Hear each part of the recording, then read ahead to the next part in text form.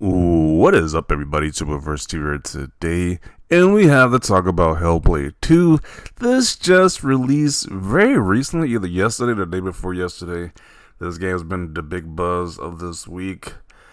This game has had a lot of pretty much high scores from the media overall, but there are a few people who are giving a low scores as well. The perception from the gamers in general are very mixed. People who are more leaning on the PlayStation side are giving this game low scores and having the most complaints about this game. Big shocker because it's an Xbox PC exclusive, so if you don't have an Xbox or a PC, you can't play it. So, of course, some Sony guys will be butthurt about this. They can't play the game, so they gotta get that anger out somehow by trashing this game. Because the previous one was on PlayStation, now this one isn't on PlayStation. So, you got the whole aspect of it. But people have been getting the strange statements about this game. One of the statements I have been seeing that the game is way too short. 5 hours of gameplay for a AAA game is insane, this one poster says. But that is the average length of a PlayStation game, which is very hilarious to me because Spider-Man, Miles Morales, Spider-Man 2, Ratchet and Clank, God of War, Resident Evil. A lot of these big AAA games are very short games, which most people didn't complain about. They paid the $70 just fine, but apparently with this game, it's too short. It's an issue. When it was pretty much following a whole PlayStation template formula, the whole PlayStation template, a lot of Xbox users like to say, this is following that same template of being a very cinematic, movie-oriented game, more cinematic than action-based. And then somehow the Sony fans don't like it. That's just hilarious. And they're saying it's too short. When it's not too short. I mean, I'm playing it right now. I'm like 2 hours into the game. I don't think I'll be done with this in 5 or 6 hours. It's like, especially if you're not using a guide for the puzzles. The puzzles by themselves is going to get you, is going to add that playtime up unless you're just looking at a guide or something. Unless you're like Albert Einstein, I think the puzzles are going to make this playtime a lot longer. And there's the experience overall. Like, who is trying to rush through this game? The game looks freaking amazing. The experience overall is just immaculate. So it's just like, I don't understand why you're trying to rush through this game anyway. 5 hours is just someone who's just trying to rush through the game. Like, that's just ridiculous. This is like you beating like Ratchet Clank within like 3 or 4 hours. That's people who just rush in the game playing it on easy. These games are meant to be enjoyed. It took them like 5+ years to work on this game. Actually play it and enjoy the game. So I'm trying to rush through the game just so you can say, hey, I beat the game within 5 hours. This is super short. You're just a clown. The game. It's like, just play the freaking game. And stop trying to get some type of gotcha to Xbox fans saying this game is short. It's not short. It's just fine. So, yeah, you literally do this with every other game, every other big AAA game. You do the same thing and say, hey, it's short. Look, Spider-Man in 4 hours. But if you're playing Spider-Man Miles Morales for the first time, you're not going to beat this game in 4 hours. It's just ridiculous. You literally just rush through the game just to beat it. So, that's not the real playtime. But I digress. Let's see what people said about this game. A saga not to be seen from a video game journalist saying this game shouldn't even be played. So it's just some weird articles like this, just trying to get some of that engagement right there. How are you gonna say this sequel to a game that people really loved, that won a lot of awards, just shouldn't be played? Like, really? They make it sound like this game is just horrible, but the game is very fun. Like I said, I'm 2 hours into the game. I'm enjoying my experience so far. It's definitely one of the most visually impressive games I've seen so far. And that's another thing, too. People are trying to downplay the visuals for this game. You are literally insane. There's something wrong with your brain if you think the visuals for this game is not great. Like, something's wrong with you. This is some of the most impressive visuals I've seen in a video game so far. So, I mean, I can understand why, because it's a very narrow game, but the visuals for this game is very impressive. So, Sony fanboys is taking an L on that stance by saying the visuals aren't impressive. No, you're just delusional, because the visuals are amazing. But saying this game shouldn't be played is just ridiculous. It's like, if you got Game Pass, if you got $50, try this game out. It's a fun experience. GameSpot gave this game a 6 out of 10. I'm fine with people having their own opinion about different things, but it just looks very suspicious when you give the first game a very high score, and then you get the sequel a very low score. I mean, 6 is still above average, but still, it's still like, what are we doing here? I don't know if this is just for like engagement farmers. People could talk about GameSpot But it just seems very suspicious with the score right here. They gave the first one an 80 and gave the second one a 60.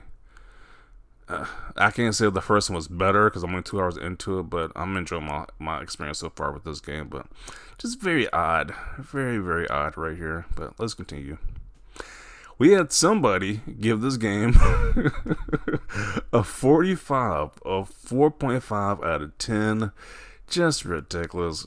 And I think this dude took a year-long hiatus from reviewing the games, but he came back to review this one, a negative score. Like, that is just some unheard of stuff. So people definitely got some vendettas. People want to see Xbox tax. I see people definitely got some issues with Microsoft, especially with his wording of this review at that. Until now, I liked every new Ninja Theory game.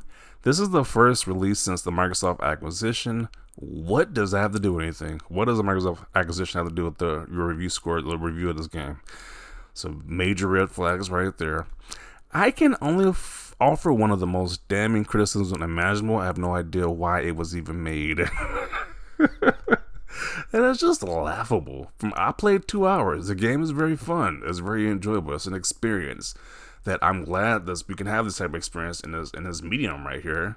This actually feels like a work of art when you're playing through the game. It feels like an actual experience. But, you know, people like this say it shouldn't even be made. Why was it even made? Just delusional. But another person, which is a actual reasonable Sony fan, he states that I don't understand for the life of me why Hellblade 2 is getting so much hate. If this was a PlayStation game, it would be a whole different story. Yeah, this had a PlayStation logo attached to it. They would be just in rejoicing over this game. They would be celebrating it like they won a Super Bowl. They'd be parading this game around. But because it doesn't have the PlayStation logo, they just have to hate it. Shaking my head, why can't we just play a game and just be happy regardless of what platform it's on?